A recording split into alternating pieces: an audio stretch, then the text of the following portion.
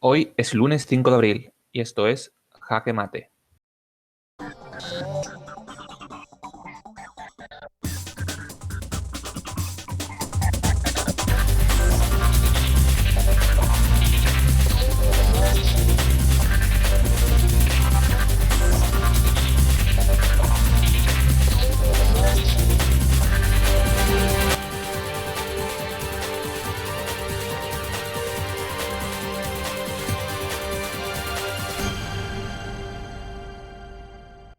Empezamos esta semana por Semana Santa, en la que otro año más no ha habido ni pasos ni unas vacaciones al uso, aunque con la esperanza de que queda cada vez menos para volver a la tan ansiada normalidad. Pero hay quien sí ha tenido cosas que celebrar esta semana, y es el caso de la Real Sociedad, campeona de la Copa del Rey, y sobre todo pues su entrenador Imanol. Se olvidaron del COVID sus aficionados del Athletic, dando una imagen de irresponsabilidad en la salida de los equipos hacia Sevilla, algo que sin duda dificulta la vuelta de los aficionados a los estadios. Para celebración tenemos también el desfile de una veintena de momias en Egipto, y eso sí, cada una en su sarcófago, que esto no es una película de miedo. El llamado desfile dorado ha contado con una orquesta de 100 músicos y un coro de 120 cantantes, y ha aprovechado el traslado de estas momias de un museo a otro para intentar relanzar el turismo, tan perjudicado por la pandemia. Pasamos así al menú de hoy. En nuestra sección de actualidad y política crítica hay que seguir hablando de elecciones. En Cataluña siguen sin gobierno y en Madrid se palpa la tensión. También hablaremos de la polémica del vídeo en el que unos policías entran a la fuerza en un piso en el que se realizaba una fiesta ilegal. ¿Tienen justificación estas acciones? ¿Dónde queda el límite entre el cumplimiento de las normas y la seguridad de la morada? Y en nuestra sección de deportes, Dort Bisonte Dort. Hay que hablar de la final de la Copa del Rey con el Derbi vasco y la selección en su andadura hacia el Mundial de Qatar el próximo año. Pero también de fútbol femenino y en concreto del Barça, que está arrasando esta temporada. Con todo eso venimos hoy, así que sin más, empezamos.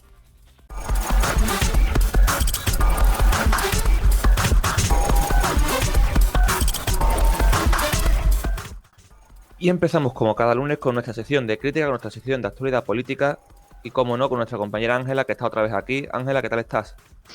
¿Qué tal, Antonio? Aquí al pie del cañón, como siempre. Y empezamos la actualidad, como no, también lo hablábamos la semana pasada, con la noticia en Cataluña, la investidura de Pere Aragonés, que parecía que, bueno, que falló en primera instancia, parecía que podía haber un acuerdo para la segunda, pero de nuevo no ha habido acuerdo. ¿Cómo ves esto, Ángela? Bueno, pues la verdad que ya se pronosticaba, ¿no? Que al final la constitución del gobierno en Cataluña no iba a ser tan fácil como se preveía. Es verdad que el tripartito catalán independentista parece que está bastante consolidado, pero hay ciertas divergencias que constituyen todavía peldaños que tienen que sobrepasar, sobre todo todo aquello que tiene que ver con la independencia, la constitución de una república catalana y sobre todo el papel que debe de ocupar o que defiende Junts per Cat de Puigdemont en todo el proceso independentista. Y es esta la negativa del partido de Puigdemont, de Junts per Catalunya, la que está evitando esta investidura. Y es que, según alguna fuente del partido, no descarta no investirlo y pasar directamente a la oposición. Parece que estamos más cerca de un gobierno catalán no independentista del todo. Hombre, sería bastante novedoso, ¿no? Teniendo en cuenta que, bueno, que el resultado de las elecciones parecía, o así lo percibí yo, que ya iban encaminados a un proceso de autodeterminación ya casi concluyente. Pero como ya digo, parece ser que hay mucho ego dentro de toda esta amalgama de partidos que defienden un objetivo común, pero bueno, algunos defienden la declaración unilateral, la famosa DUI, ¿no? Otros hacer reivindicaciones o actos simbólicos como fue el 1 de octubre y otros pues prefieren llevar a cabo un diálogo efectivo para que se consume, digamos, cuál es el objetivo principal, ¿no? Que es conseguir la independencia y la constitución de una república. De todas maneras, en el caso de Esquerra, lo que más le provoca cierto nerviosismo es que sea un proceso externalizado por Puigdemont, ya que, bueno, como ya sabemos, pues Junts per Cat tiene claro cuál es su referente y cuál es el motor ideológico y político de su objetivo, ¿no? Que al final es la independencia.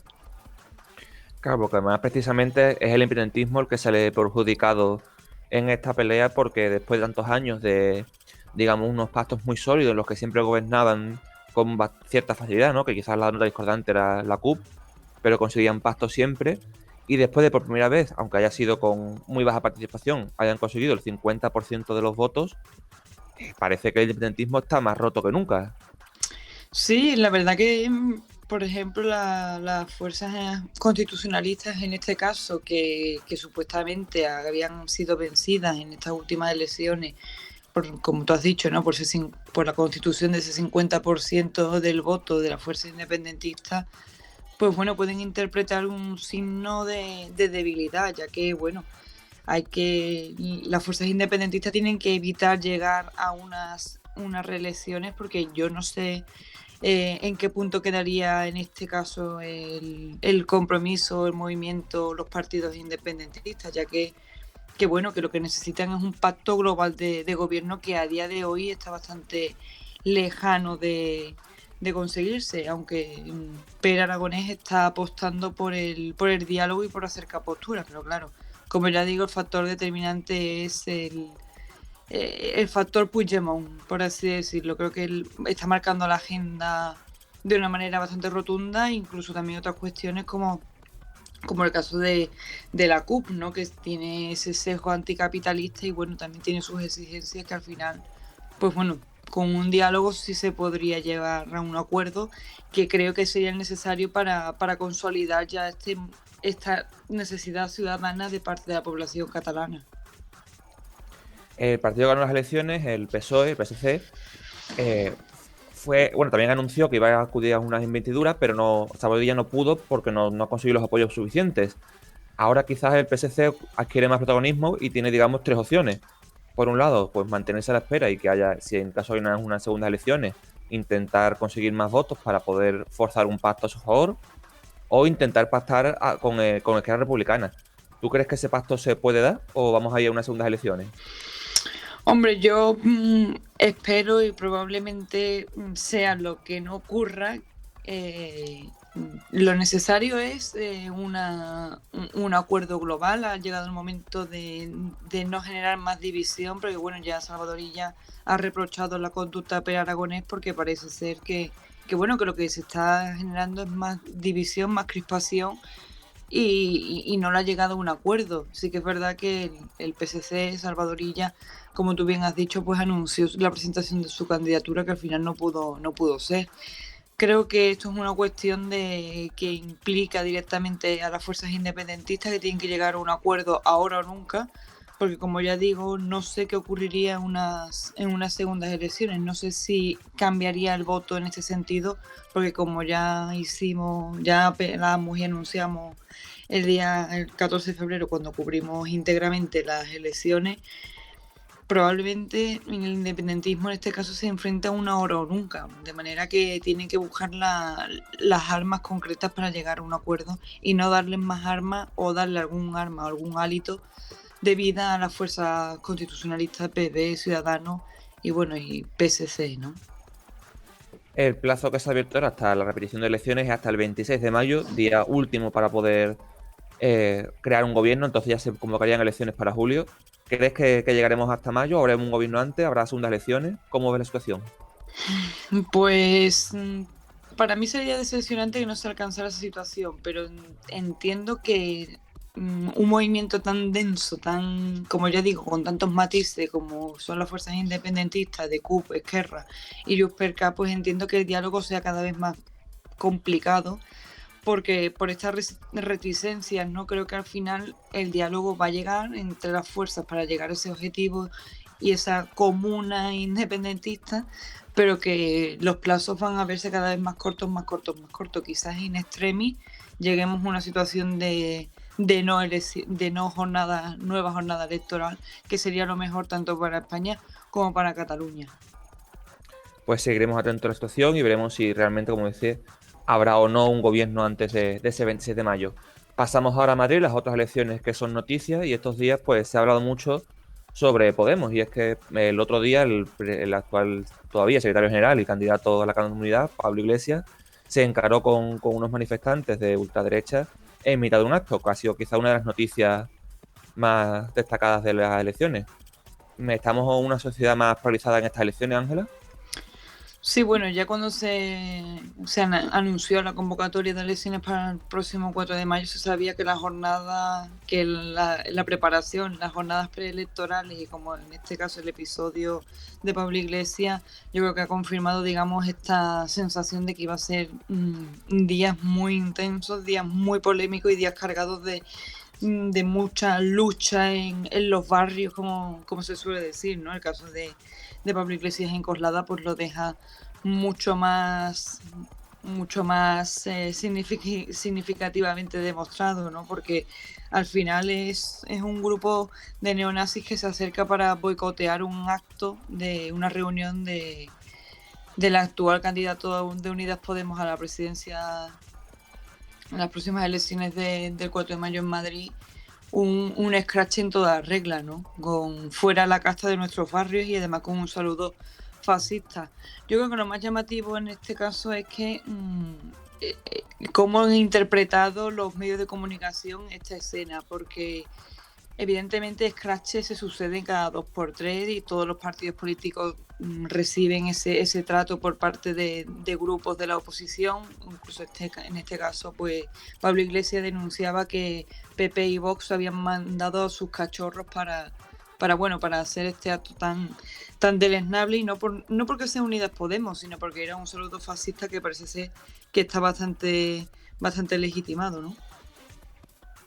Sí, y estos brazos en alto que decía que recibieron al que era hasta hace poco el vicepresidente del gobierno, que con esos grupos neonazis, ¿es quizás más una provocación o es, digamos, algo de lo que hay que de preocuparse de un movimiento que están creciendo ahora mismo en la comunidad o en España en general? Hombre, yo creo que en la situación de España es particularmente quizás grave, ¿no? Porque ya vimos como Isabel Medina, el famoso discurso que profirió esta señora en el cementerio de la Almudena en homenaje a la División Azul, cosa que no estuvo presencia policial, no hubo ninguna. En este caso, pues el escrache de este grupo neonazi que se llama Bastión Frontal, que ha estado implicado en batidas y en agresiones a amenas, ¿no? Contra menores inmigrantes en el caso de Madrid. Bueno, y siguen, digamos, este patrón del hogar social y demás, que bueno, que defienden en pro de los españoles todo habido y por haber, pero en detrimento del inmigrante, al que fundamentalmente lo describen como el chivo expiatorio y el culpable de todas sus penurias. Creo que en Europa en general está padeciendo también este ascenso, ¿no? de la ultraderecha y sobre todo también de una legitimación, porque, por ejemplo, en Telecinco, en concreto el programa de Ana Rosa, que todo el mundo sabemos cómo es, el rótulo de presentación para hablar de este tema era jarabe democrático a Pablo Iglesias. Realmente qué jarabe democrático es cuando lo que se hace es mandar o que se organiza un grupo de extrema derecha a boicotear un acto de un político, en este caso Pablo Iglesias de Unidas Podemos, en una reunión, una asociación vecinal. Realmente tiene cabida todo en democracia, está todo permitido. Yo creo que deberíamos de hablar un poco en ese sentido. Claro, y de este pequeño scratch del que hablamos, días después también la sede de Podemos en Cartagena sufrió un ataque con un cóctel molotov que hizo que ardiera un poco la fachada de su sede. Aquí realmente sí es un caso para poder preocuparnos, esta especie de ataque a esa sede. Hombre, la verdad es que estos episodios lo que hacen es que la ciudadanía esté totalmente incómoda, aunque haya un sector que esté empoderado y crea que la violencia es lo único arma para dialogar, que realmente no se dialoga, lo único que se consigue es el daño e instaurar el miedo, que normalmente para estas organizaciones es el único instrumento útil dentro de todo lo que pueda haber a la hora de dialogar y a la hora de defender tu posición política o ser, digamos, un ciudadano normal que piensa diferente. Hay varios episodios de violencia que se quedan solapados. Lo que pasa es que, claro, cuando sucede en este caso este cóctel Molotov o a Pablo Iglesias o a cualquier, ya digo que no estoy hablando de Pablo Iglesias como el mártir, pero sí que es verdad que este ha sido el último más llamativo, el único episodio de violencia manifiesta con una serie de matices, con una serie de contenido, porque estamos hablando de Unidas Podemos y estamos hablando de un grupo neonazi. Ninguna violencia está justificada, pero tampoco tiene que ser legitimada. Entonces, en ese sentido es donde está la polémica, hasta qué punto se legitima la violencia en las calles, penalizando una y legitimando otra. Efectivamente, también, bueno, desde algunos de otras personas, incluso algún político, ha puesto en duda las semanas de este vídeo, dando a entender que lo que se ve no es realmente, es un montaje, diríamos. ¿Crees que tiene sentido, que es lícito estas dudas? A ver, yo creo que no, porque realmente hay circunstancias que se pueden pactar, hay muchos medios de edición, de manipulación de imágenes, pero en ese sentido, al igual que no que se han sucedido este tipo de agresiones, también ha habido acoso a otros políticos que lo han manifestado y no se ha puesto en duda. Quizás en ese sentido, y ya digo, por no etiquetar a Pablo Iglesias como el mártir, quizás se tenga se sea más puntilloso por el político que es, por el candidato que es y por el partido que representa. Creo que en ese sentido todas las dudas van un poco de una manera tendenciosa dirigidas en este caso. Pero no creo que ninguna agresión, salvo que se demuestre lo contrario, no, ni mucho menos pactada ni manipulada. Creo que esto es un problema. Creo que el scratch es una herramienta política que no es manifiesta y se practica desde hace mucho tiempo y ahora no se tiene por qué poner en duda, por mucho que sea Pablo Iglesias o fuera Santiago Abascal o cualquier representante político. Claro, bueno, igualmente estaremos atentos a ver si hay al final algún tipo de investigación policial y realmente se sabe qué ha ocurrido realmente en ese vídeo. Y pasamos a otra noticia sobre el gobierno, y es que saca una nueva ley de nueva normalidad referida a las mascarillas. Y una de las principales novedades que tiene es que impide quitarse la mascarilla incluso aunque haya una distancia de seguridad de más de 1,5 metros. ¿Cómo ves este cambio, Ángela? Bueno, pues la verdad que es una normativa que estaba tardando en llegar, que efectivamente ha sido muy polémica porque sobre todo en los sitios turísticos, ¿no? Baleares, Canarias y demás, pues tienen cierta crispación porque, bueno, no vaya a ser que este tipo de normas pues incomoden a los maravillosos turistas que tienen que bañar nuestras playas en este año y todos los que vengan. Creo que es una medida estrictamente necesaria. Sí que es cierto que no hay ni unanimidad ni criterios fijos que legitimen que la mascarilla es una protección al 100%, pero sí que es verdad que llevamos también un año conviviendo con ella. Por lo tanto, creo que era una medida que estaba tardando en llegar y que por mucha crispación que genere, a priori, y teniendo en cuenta que la vacunación aquí concretamente en nuestro país tiene este ritmo tan lento, creo que o hacemos uso de ella o ahora mismo no tenemos ninguna herramienta fiable o prácticamente fiable a la que nos podamos agarrar para protegernos. Claro, pero aquí una duda que podría surgir es respecto a una entrevista que hizo hace una semana Fernando Simón, en la que aseguraba que, bueno, que la mascarilla es importante, pero en el caso de que haya una distancia de seguridad permanente, que no haya, digamos, peligro de que haya cercanía, pues no es obligatorio porque realmente no ayuda a nada. Entonces, ¿tiene sentido que una semana después de decir esto de una manera tan rotunda se elimine esta excepción y se obligue a llevar mascarilla siempre, aunque haya distancia? Pues no, en ese sentido pues está bastante claro que hace falta unanimidad y criterios unificados para que el ciudadano comprenda cuál es realmente el uso de la mascarilla, por qué tiene que usarla y si no la usa, qué es lo que ocurre. Se mantienen, sí que es cierto, excepciones como menores de 6 años y bueno, que aquellas personas que tengan alguna enfermedad respiratoria o que practiquen algún tipo de deporte al aire libre pues estén exentos de utilizarla. Pero volvemos a lo mismo. ¿Cómo se controla el uso de la mascarilla? ¿Cómo? ¿Cómo se mantiene que todo el mundo, en la mayoría de los casos, esté en interior o el exterior, la use? Es que hay ciertas lagunas que, bueno, que no se sostienen por sí mismas, a no ser que, bueno, que como ya sabemos se use lo que es la sanción económica como una herramienta de doble filo para el cumplimiento de esta nueva de esta nueva normativa. Ya la ministra de Sanidad, pues bueno, parece ser que está buscando alguna alternativa para suavizar esta medida tan drástica que tiene que ver con el uso de la mascarilla en interior y el exterior y con personas convivientes, tanto no. Creo que es una medida complicada, pero que bueno, que se tienen que dar las herramientas para cumplirse, porque como ya digo, la vacunación aquí en España va a pasos muy lentos, hay demasiadas trabas en la producción de vacunas y digamos que es el único seguro con el que contamos ahora para protegernos. Las declaraciones evidentemente de Fernando Simón pues no colaboran ni ayudan en nada porque bueno, el que está muy convencido de usar la mascarilla para protegerse quizás tenga ciertas dudas y opte por quitársela y rechazar su uso. Hay que tener un poco más de más cuidado con lo que se dice frente a los medios porque todo tiene sus consecuencias y más en un momento de crisis pandémica como la que nos está ocupando desde ya hace un año. Bueno, pero en este caso quizás, bueno, son unas declaraciones basadas en la realidad, ¿no? Que realmente más allá de esa distancia no afectan nada usar mascarilla, ¿no? Y además, como comentaba, ¿no? Estas fricciones que va a intentar paliar la ministra Darias son, por ejemplo, que puede ocurrir que un agricultor que esté en el campo en el tractor o una persona que esté paseando sola por una zona en la que no hay nadie más, etcétera, etcétera, tengan que llevar mascarilla aunque estén solos en una distancia muy grande.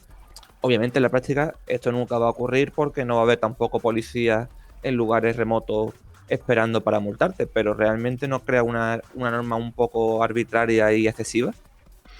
Hombre, en los casos que comentas, pues claro, también se ha puesto como ejemplo el hecho de estar en la playa tumbado, sentado en tu silla tranquilamente, el hecho de no tener que tenerla puesta, y más en un espacio grande. Y creo que esta norma tiene sentido, que hay que usar la mascarilla, quizás sea excesiva, pero porque es muy complicado controlar lo que estamos hablando, ¿no? Ese uso en todos los ámbitos de nuestra vida, incluso en algunos en los que no le demos sentido, estando en tu casa, en tu coche, no sé, solo en cualquier lugar.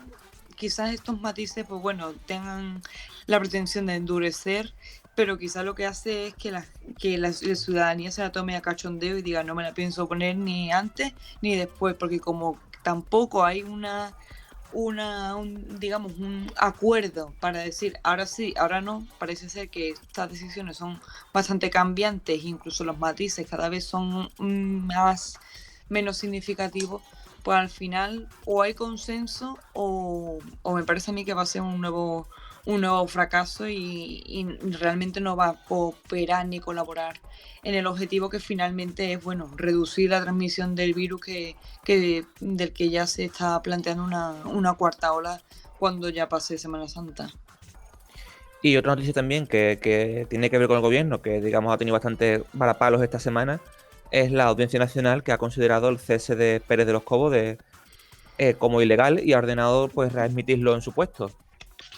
Recordemos al coronel que fue destituido por esa investigación sobre el 8M, de la que no informó a sus superiores del Ministerio de Interior, ya que consideraba que era un material secreto que no tenía por qué contar esa investigación y al final la justicia pues le ha dado la razón. ¿Este varapalo al gobierno crees que va a afectar? ¿Crees que va a ser una noticia que va a pasar sin más polémica?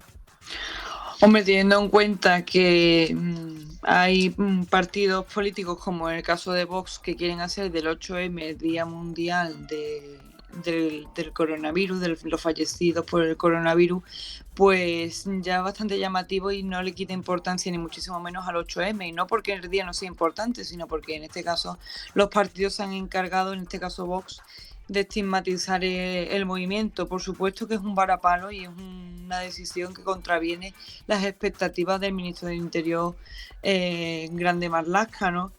Porque, bueno, se planteaba que era como una especie de traición digamos, en esa cadena de mando hacia el ministro del Interior, que supuestamente, y así lo defendía el ministro Marlaska, tenía que tener conocimiento de esa investigación. Finalmente la Audiencia Nacional ha dictaminado que no, porque efectivamente Pérez de los Cobos se agarraba, digamos, a ese derecho y deber de reserva, y efectivamente, pues claro que es una noticia bastante relevante que, como ya digo, y en el caso de nuestro país, pues bueno, todo este tipo de noticias no es que generen crispación interna, sino que se usa arma arrojadiza para dejar al otro en una situación bastante comprometida. Por supuesto, también ha sido una decisión, creo, bastante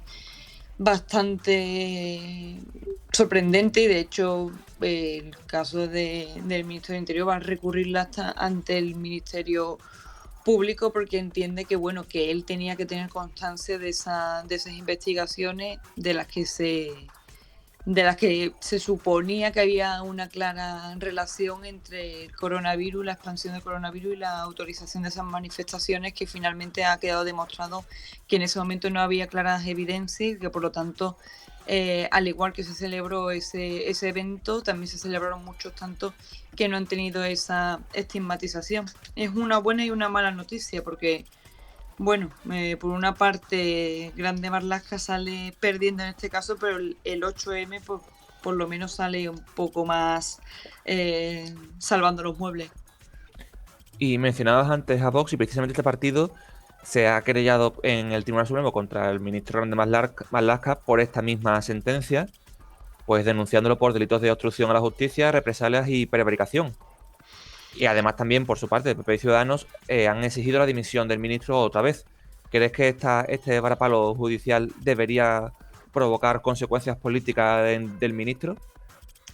No, probablemente no. Ya en su momento tuvo el impacto de esta noticia, de esta circunstancia, tuvo también una lectura bastante tremendista, ¿no? Se hacía ver esa digamos, esa inquina hacia Pérez de los Cobos, porque bueno, él se encargó del dispositivo judicial del 1 de octubre, que también fue muy criticado, sobre todo por su dureza y por su contundencia, y que bueno, esto se interpretó, esta destitución por parte de Marlaska se interpretó como un acto de venganza, digamos, o darle un puntito o un trato de favor a los independentistas que se quejaron precisamente de esa violencia policial extrema. No creo que se tenga que llegar en este caso a una situación tan grave como una dimisión, pero que va a tener repercusiones y que va a ser un arma, como ya digo, muy contundente por parte del resto de partidos políticos frente a PSOE,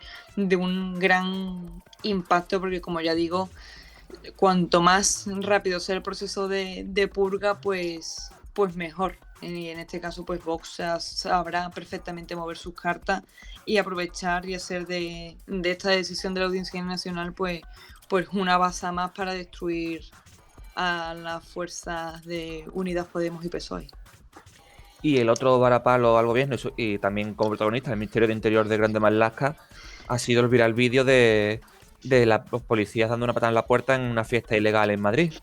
Y es que tanto jueces como juristas se han llevado las manos a la cabeza y lo han tachado como una barbaridad y de una acción desproporcionada, ya que en ningún caso, en cualquier caso, la morada es inquebrantable, ese derecho a la vivienda, y que no era un delito flagrante como para poder, digamos, hacer esta actuación ante algo que es una multa administrativa, como puede ser una fiesta ilegal por saltarse la normativa. ¿Crees que realmente ha sido desproporcionada esta actuación de la policía?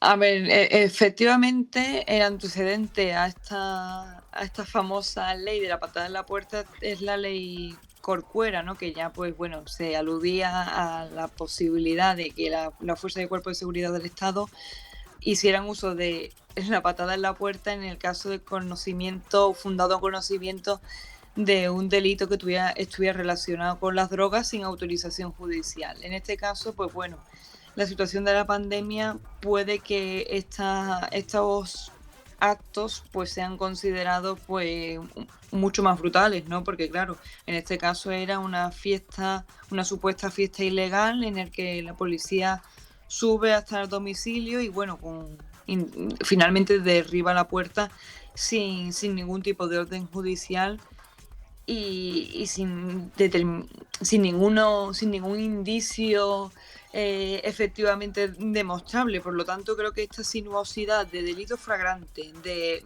pleno conocimiento, de conocimiento fundado, creo que estos tipos de matices son los que al final llegan a la confusión y llegan a que se den estos episodios, porque como ya digo, la morada es considerada desde una vivienda, un piso Airbnb hasta una caravana, porque es donde desarrollas tu propia intimidad, que al final es un derecho de la personalidad que recoge la Constitución.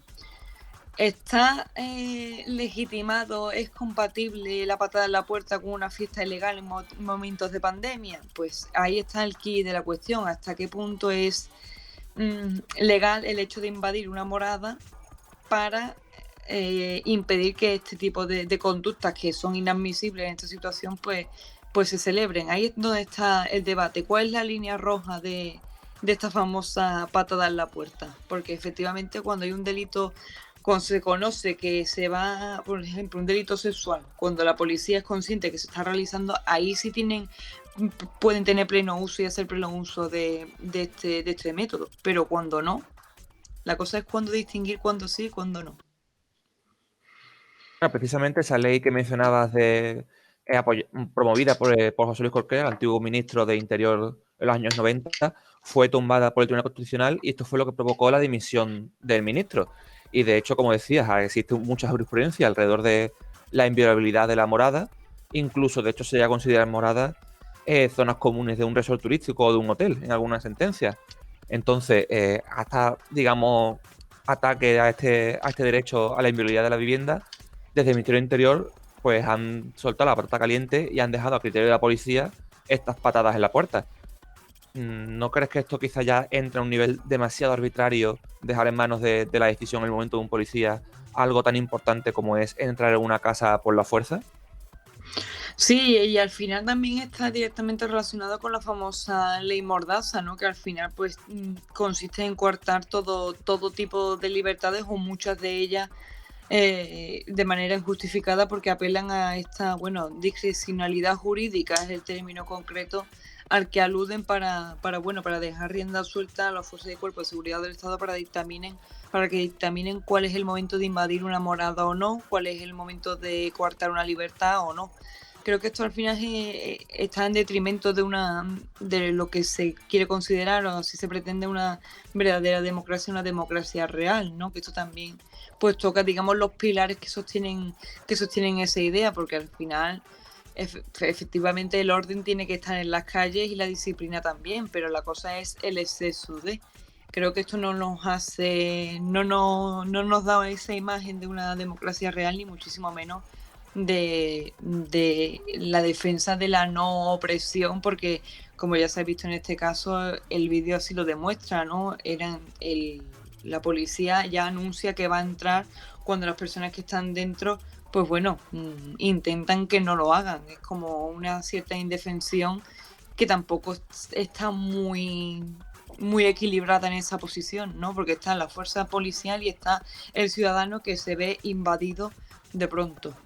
No sé, esto sí que va a generar polémica, si así lo entiendo, y creo que es una situación que se tiene que mirar mucho, sobre todo en situaciones de pandemia, porque casos de abuso policial ya hemos visto bastantes en todo este año. Sí, y ya para terminar el día de hoy, te voy a dar dos noticias rápidamente, y es que el PP maneja una lista de más de 100 cargos de ciudadanos a los que podría fichar, una lista que, digamos, les habría tocado Fran Hervías, uno de los últimos fichajes, y que fue secretario de Organización de Ciudadanos, mientras que a la vez Ciudadanos ha expulsado al presidente del gobierno de Melilla, al alcalde presidente, ocupa los dos cargos en una ciudad autónoma, debido a que no había informado de que estaba imputado por un cargo de prevaricación, lo cual además deja a Ciudadanos sin representantes en gobiernos autonómicos o ya el último que le quedaba, aparte de Egea en Castilla y León. El último, digamos, miembro presidente. Por su parte, el PP en este caso ha acusado a Ciudadanos ha acusado al presidente de que sería transfugismo si no dimitiera debido a que ha sido expulsado de su partido. Rápidamente, ¿cómo ves esta especie de OPA agresiva por parte del PP? Si realmente existe una operación para sobre Ciudadanos y si en estas dos noticias no existe una doble vara de medir de, por un lado, querer absorber a Ciudadanos rápidamente y, por el otro, hablar de transfugismo en casos externos. Hombre, la verdad que ya se pronosticaba, ¿no? Yo creo que esto ya es una confirmación de este tipo de prácticas que, bueno, que están perfectamente legitimadas, ¿no? Porque en el caso de Ciudadanos probablemente esté al borde de la desaparición y bueno, la única manera de salvar los muebles pues sea que sea absorbido por el PP. Y por otra parte ya vimos con Tony Cantó como la moral de nuestros políticos pues no realmente no, se reduce a la supervivencia individual de cada uno, ¿no? Porque al final el ideario político y lo que es las posturas políticas pues al final son pactos de negocio.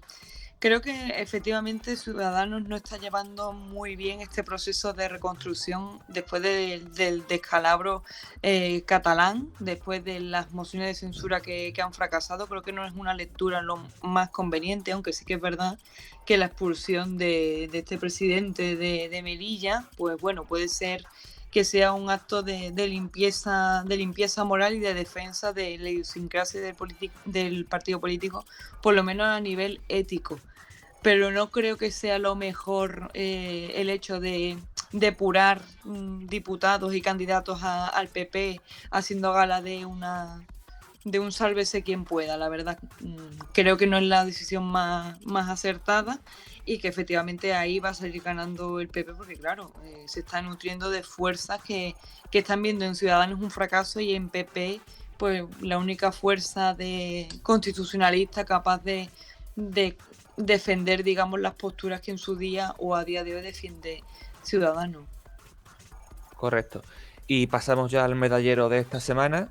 En la medalla de bronce hay que hablar de Egipto, y es que el país africano ha hecho ha paseado a una veintena de momias correspondientes a reyes y 4 reinas, 18 reyes y 4 reinas, en un espectáculo pues bastante solemne, quizás según afirman algunas personas, propagandístico, y con bastante muy espectacular con con más de una veintena de reyes en momias, en sarcófagos. En la medalla de plata, perdón, tenemos a Orbán, Salvini y Morawiecki, el polaco, que han ratificado una alianza entre partidos de ultraderecha europeos, digamos, para tener su independencia respecto al Partido Popular Europeo y para tener una línea común en contra de lo que viene siendo la línea de Bruselas. Y en la medalla de oro tenemos a Bruno, el primer bebé de una madre vacunada que ha nacido en España y que ha detectado que tenía anticuerpos contra el coronavirus, una buena esperanza para todos nosotros. Y en el negro de esta semana tenemos a Antena 3, y es que la cadena televisiva emitió el otro día en su programa Espejo Público una entrevista a un turista inglés en el que le preguntaba por el uso de mascarillas. Él, en inglés, porque no sabía hablar español, respondía que bueno, que no era lo más agradable, pero que entendía que era lo necesario para poder superar esta situación y para poder ayudar a España. Pero la reportera decidió traducirlo diciendo que no quería ponerse mascarilla porque no le parecía bien y no le gustaba. Ángela, ¿qué opinas? Pues mira, la verdad que cuando vi la retransmisión de esa noticia, la que apunta de Antena 3, la verdad que no entendía nada, cómo se puede hacer esa manipulación manifiesta en directo y para obtener un testimonio que le dé puntos o que refuerce o que apoye, digamos, un minuto que no eres capaz de cubrir en un medio de comunicación.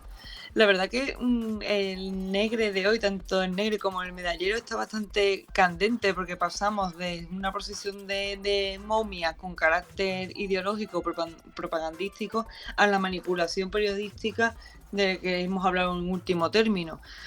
Pues la verdad que bueno, que deja dos imágenes, ¿no? Digamos, el simbolismo, ¿no? En este caso de Egipto al plantear ese desfile y, digamos, la poca credibilidad que tienen los medios de comunicación, cosa que esto va en detrimento, como ya hemos hablado en muchísimas ocasiones, de la profesión periodística, porque al final la verdad queda relegada y bueno, al final esta noticia pues ha tenido repercusión suficiente para que todo el mundo se dé cuenta o ponga en duda si lo que contamos los medios pues es real o no, y al final pues esto puede provocar un colapso integral en la ciudadanía, cosa que en un contexto crítico y de crisis como el actual, creo que no nos ayuda. Pero bueno, cada medio pues supongo que sabrá manejarse lo suyo y algunos optan por esta opción mientras que otros optamos por otra. Sí, y con esta opinión ya nos despedimos por esta semana, Ángela. Como siempre, muchísimas gracias por estar aquí. A ti, Antonio.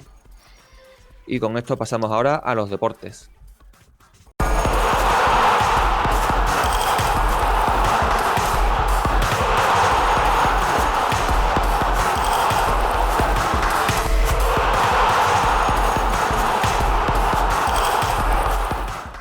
Y llegamos a nuestra sección de deportes, empieza nuestra sección de a las cuadras y como siempre doy la bienvenida a Ángela y Romero. ¿Qué tal? ¿Cómo estáis? Genial, Antonio, un día más aquí en la oficina. Muy bien, Carlos.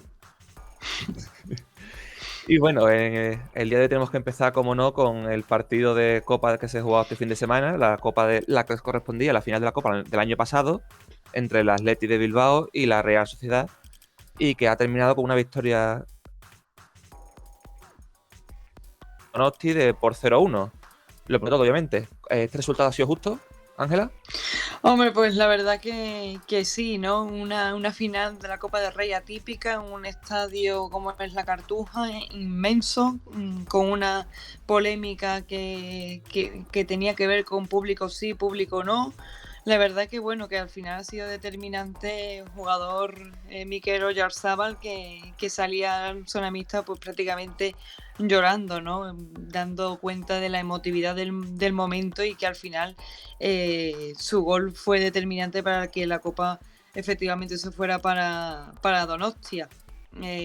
Como ya recordábamos antes de empezar a grabar esta sesión, pues parece ser que el que toca la copa se acaba olvidando de ella, ¿no? En el caso, la anécdota de Muniain, que bueno, que recuerda muchos episodios en los que los jugadores pues hacen un guiño de favor a la copa y al final acaban sucumbiendo. ¿Romero? Sí, la verdad que me pareció superior la Real Sociedad en bastantes tramos del juego.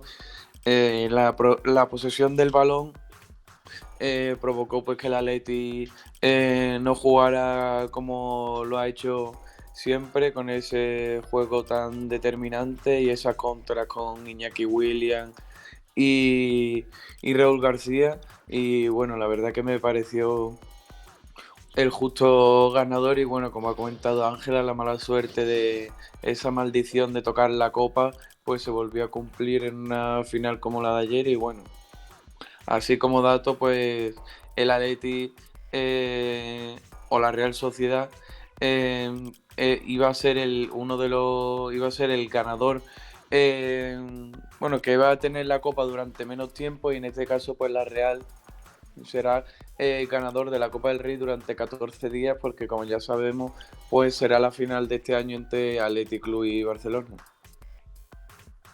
Sí, la verdad es que una final que además se retrasó un año debido a la posibilidad de jugar con público, pero que al final se ha acabado celebrando y aún así sin público. Al final se ha retrasado para nada realmente, ¿no? Porque no ha podido haber público al final.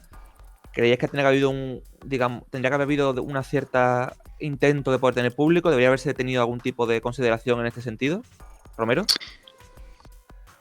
Sí, yo creo que debería haber, aunque sea una pequeña parte, sobre todo por el evento que estamos considerando y los equipos que lo disputan, que es histórico, ya que sabemos que son dos equipos vascos, y al ser un derbi pues siempre el público pues está claro que es más determinante. Y yo creo que sí, que podría haber permitido una entrada de una pequeña parte del público. Sí, pero ha habido aunque fuera, no sé, un 10-20% de público. No sé qué opina Ángela. Pues la verdad que en este caso no, estoy de acuerdo y no lo estoy, porque bueno, la celebración de la final nos dejó imágenes en Bilbao que nada favorecen esta toma de esta decisión de que hubiera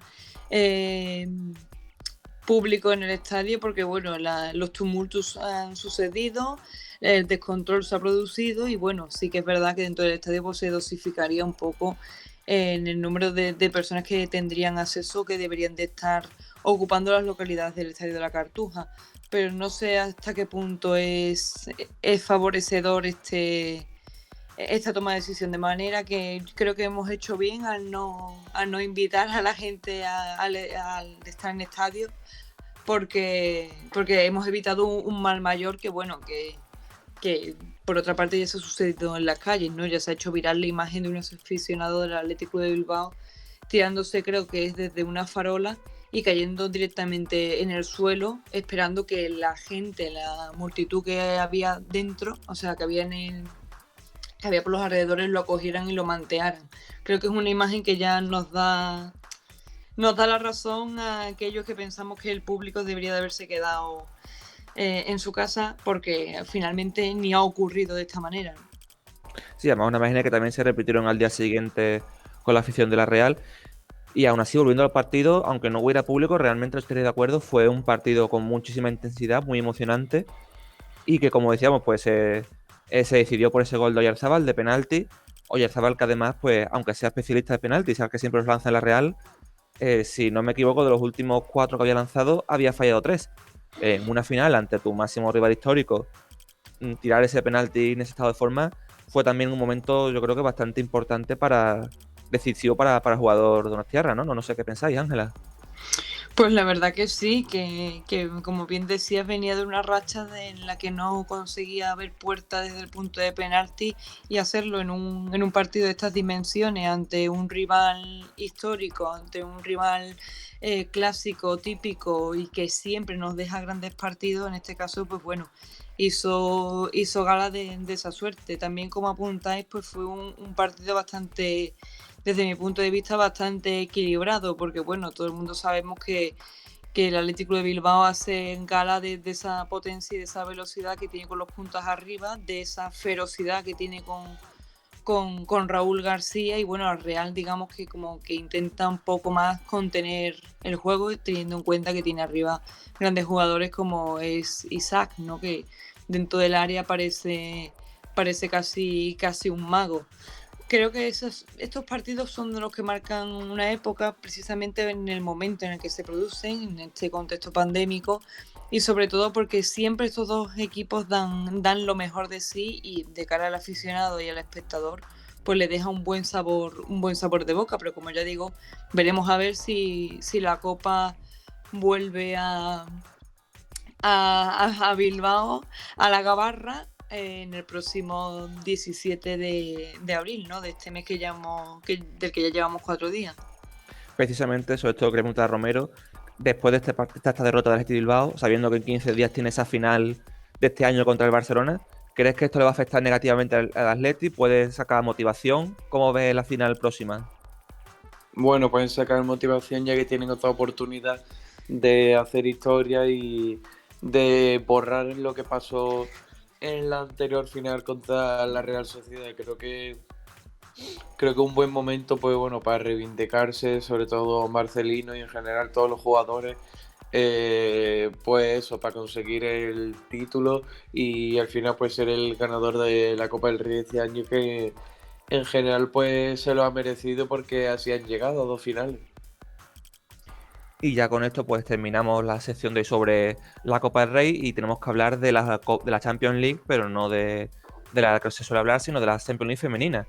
Y es que este pasado miércoles jugó el FC Barcelona, estaba en semifinales, jugó en Manchester contra el City, y aunque perdió 2-1, perdón, debido a su victoria en casa, ha conseguido pasar y ha conseguido pues conseguir llegar, como decíamos, a semifinales, las que además son las cuartas semifinales en los últimos 5 años. ¿Cómo has visto esta derrota, que en el fondo es una victoria, Ángela? Bueno, pues así es. Efectivamente, el partido de ida fue bastante claro para las jugadoras lauranas. Creo que fueron bastante superiores.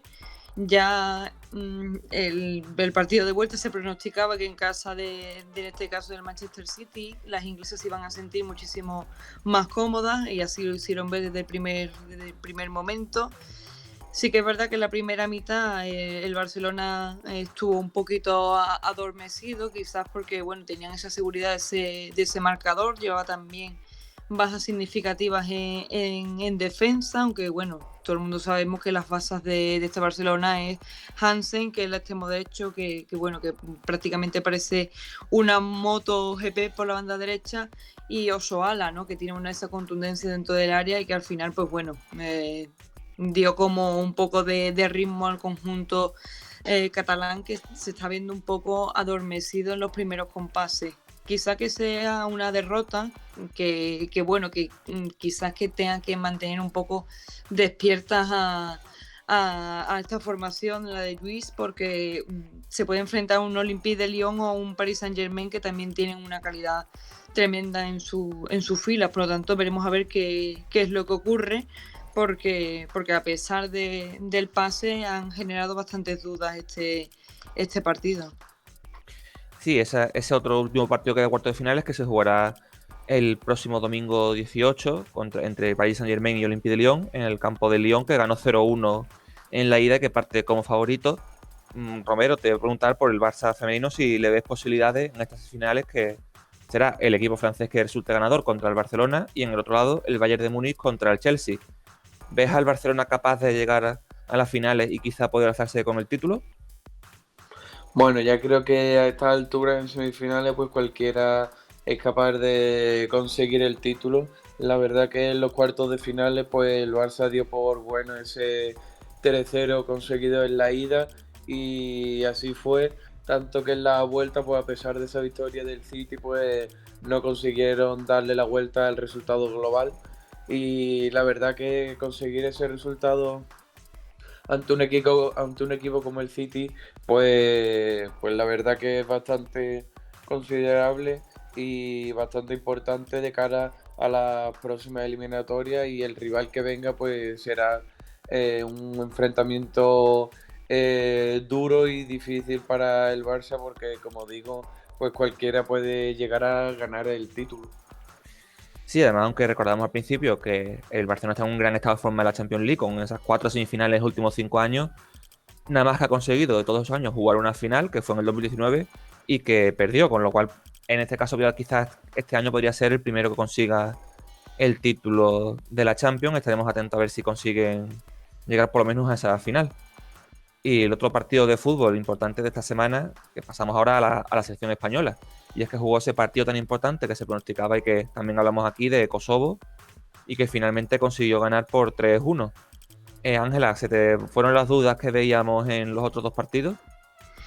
Sí, bueno, puede ser que se haya visto alguna evolución en el juego de España, sobre todo en el marcador, bueno, no, que ya pues adolecíamos y anticipábamos esa falta de gol y de materializar las ocasiones que generábamos, aunque efectivamente era más posesión que ocasiones manifiestas, pero bueno, en cualquier caso no hay que quitarle valor a la evolución de la selección, que bueno, que parece que ha encontrado en Dani Olmo como el salvador, digamos, del conjunto. Sí que es verdad que Kosovo jugó como se esperaba, ¿no? Atrevido, pero de una manera bastante conservadora atrás, porque sabe perfectamente que a selecciones como la española, si le das espacios, pues realmente te lo hace pasar mal, y mientras que si te encierras, pues digamos que nuestra selección pues se agobia y no encuentra, digamos, esos espacios para desequilibrar. Pero bueno, creo que ha habido esta subida de nivel que hay que seguir consolidando y que hay que seguir materializando, sobre todo de cara a puerta, porque tenemos un juego que probablemente llegue a ser espectacular, pero tenemos que ser más incisivos y obtener más, digamos, ¿cómo decirlo? Ser más resolutivos y más rápidamente resolutivos, ¿no? Sí, en concreto la posesión de España en este partido fue del 81%. Romero, después de estos partidos en los que se acusó a la selección de no saber jugar contra equipos que se encierran, ¿crees que también que ha conseguido, pues con este resultado 3-1, romper, digamos, esa mala racha de no ser capaz de romper defensa? Bueno, la mala racha la ha roto seguro porque ha conseguido una victoria que por lo menos pues alivia los ánimos de todos los espectadores y bueno, la verdad que a pesar de eso pues a mí personalmente pues me sigue dejando dudas. Creo que Luis Enrique las tiene en el esquema. Vimos los 3 partidos que fue probando a distintos jugadores en varias posiciones. Y bueno, lo que quedó más claro pues puede ser en la portería Unai Simón, pero en general creo que le vi probando todavía esquemas, muy poco de la Eurocopa. Y bueno, la verdad que en general el juego no me pareció todavía satisfecho para ganar un torneo de esta categoría y bueno, sí que concretamente en el partido pues vimos algo mejor respecto a los dos anteriores, pero como digo, pues creo que hace falta mucho más para ganar el torneo. Bingo, que todos los jugadores que quizá parece que se sientan más en el equipo, estaría Unai Simón, que también tuvo su, digamos, un fallo bastante importante en ese partido, que fue el gol de Kosovo, en el que salió a despejar un balón que se le fue. Y también el defensa Eric García, que a pesar de no jugar, se ha sentado a la selección y con y con buenos partidos que ha jugado estos días. ¿Crees que esa jugada que hablaba de Unai Simón, ese gol, reafirma o vuelve a traer el debate de la portería entre De Gea, Unai Simón, Kepa? Romero. Bueno, creo que en general Unai Simón pues estuvo bien. En los tres partidos ese error, pues bueno, lo puede cometer cualquier, ya no solo portero, sino cualquier jugador. Y bueno, no creo que se le vaya a culpar por ese error que tuvo, porque como digo, pues en general estuvo bien y esas tres titularidades se deben, entre otras cosas, que De Gea pues tampoco ha estado bien estos últimos meses en el United y bueno, pues veremos en esta última etapa de la temporada pues quién es el que está mejor y quién es el que se consolida para ser el titular en la Eurocopa. Y quería también preguntar ahora a Ángela sobre no los jugadores que han ido, sino sobre los que no. Y es que también se ha hablado mucho de otros jugadores, como por ejemplo es el caso de Iago Aspas, uno de los delanteros más prolíficos de los últimos años, y que no parece que no consigue cuajar en la selección. Sí, bueno, en el caso de Yago Aspas es un caso que consolida la indeterminación y las dudas que tiene Luis Enrique a la hora de cuadrar la lista de convocados para el próximo Mundial. Está bastante claro que en este caso en ataque necesitamos ese desequilibrio y esa capacidad incisiva que evidentemente con Morata no tenemos. El otro día, pues bueno, con el disparo desde fuera del área de Dani Olmo, dimos cuenta, digamos, de que los goles van a ir en ese sentido, ¿no? O una internada de Ferran Torres que por velocidad y por despiste de la defensa contraria, pues alcance y emboque, ¿no? Creo que en ese sentido la falta de Yago Aspas a mí me resulta extremadamente llamativa, pero tampoco me extraña porque hay una cosa que es muy importante y la que ya hemos aludido en estos programas anteriores, ¿no? Que es el hecho de tomar decisiones que desde mi punto de vista suponen un desbarajuste, ¿no? O esa falta de no unanimidad y de no compresión del equipo, ¿no? Ya vimos otra vez a Marcos Llorente de lateral. Sí que es cierto que el fallo de Unai Simón creo que me parece una tontería en comparación con la temporada que ha hecho el guardameta vasco, tanto en su equipo como en los partidos que lleva en la selección.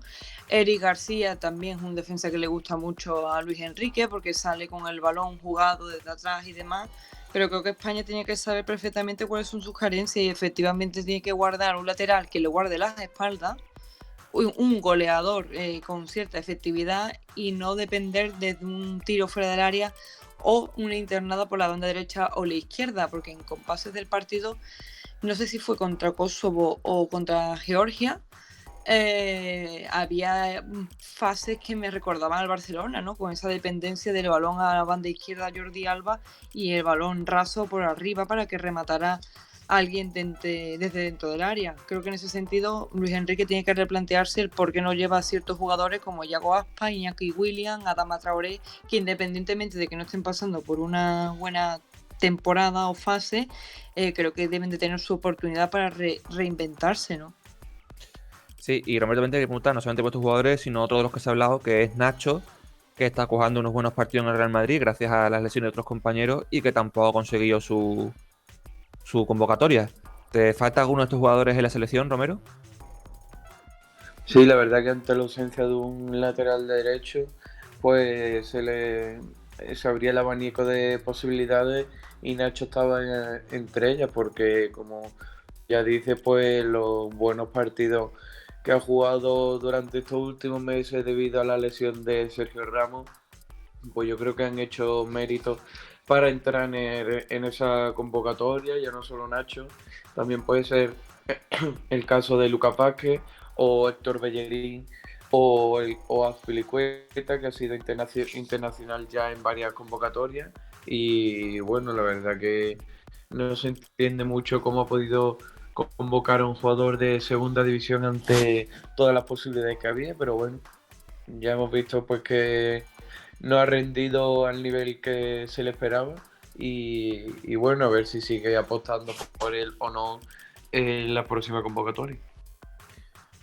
Y ya para cerrar, quería hablar de otros dos partidos que se jugaron en esta clasificación del Mundial, de uno de los favoritos siempre en el fútbol, que es Alemania, y que perdió 1-2 contra Macedonia del Norte. Partido que terminó con el gol de Elif Elmas en el minuto 85 y que deja a Alemania tercera, no solamente fuera de la clasificación, sino fuera incluso de la repesca.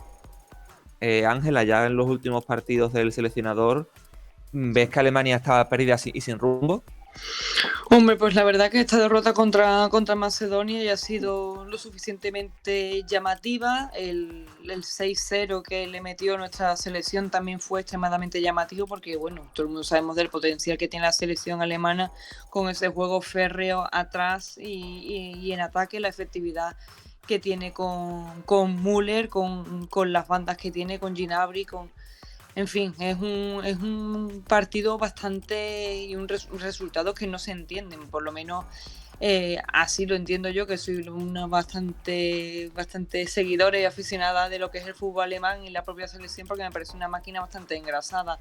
Quizás lo que necesite sea un nuevo líder, ya que Joachim Löw pues ya no seguirá al mando de la nave alemana. ¿Qué piensa Romero? ¿Acaban la andadura de Lowe en Alemania? Bueno, se acabará seguro porque así lo ha anunciado él, pero la verdad que tanto año en el cargo pues debe acabar por lo más alto y bueno, la verdad que una selección con Alemania pues siempre se le espera que dé lo mejor porque los jugadores que tiene pues así lo dicen y bueno, la verdad que esa derrota pues fue bastante decepcionante ya que el rival era Macedonia. Y bueno, pues Alemania está claro que es una de las mejores selecciones, ya no solo a nivel europeo, sino a nivel mundial. Y bueno, yo creo que al final pues terminarán dándole la vuelta a esta situación porque porque una selección de este nivel pues tiene que estar arriba siempre y en los mejores campeonatos. Y ya para terminar el día de hoy, hay que hablar del Master 1000 de Miami. Y es que el torneo de tenis está jugando esta semana. Esta ya de hecho pues queda jugar, bueno, se jugó la final en la que ganó el australiano Ashley Barty. Y, no, perdón, se tiene que jugar la final entre Jannik Sinner y Hubert Hurax, el italiano contra el polaco. Pero este campeonato ha sido noticia porque no han participado ni Rafa Nadal, ni Roger Federer, ni Novak Djokovic. Romero, ¿se ha acabado ya una era del tenis? Bueno, es posible que estemos ante el final ante el final de la carrera del Big Three, como se dice en Inglaterra, porque bueno, ya la edad de los tres jugadores así lo dice, las lesiones sobre todo en Roger Federer pues le han impedido jugar los últimos campeonatos y bueno, yo creo que todavía le queda carrete a los tres, pero sí que es posible que ya pues serán bastante determinantes y decidirán exactamente los torneos que quieren jugar y no jugarán tantos como hacían antes. Sí, efectivamente, ya digamos la edad que necesita cuidarse más el estado físico y además la restricción del coronavirus que existen de manera muy fuerte en este torneo ha hecho que se retiren y sobre todo el caso más conocido el de Nadal, que además era un viejo conocido de este torneo y que ha participado muchísimas veces. ¿Crees que esto puede ocurrir en más torneos o que realmente, o sea, veremos ya a partir de ahora los tres grandes tenistas solamente en los grandes torneos o se les verá de vez en cuando también en torneos menores?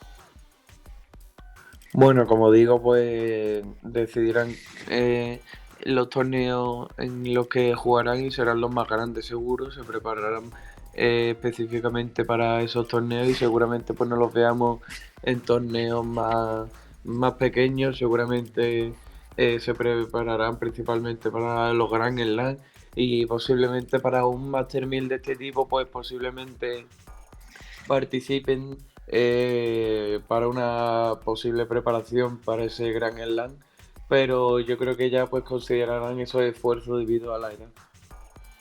Y bueno, ya con esto pues acabamos el programa de hoy. Muchísimas gracias Romero y Ángela por haber estado aquí otra semana más. A ti siempre, Antonio. Y nosotros ya nos despedimos del programa de hoy. Como siempre, sigan disfrutando de la radio.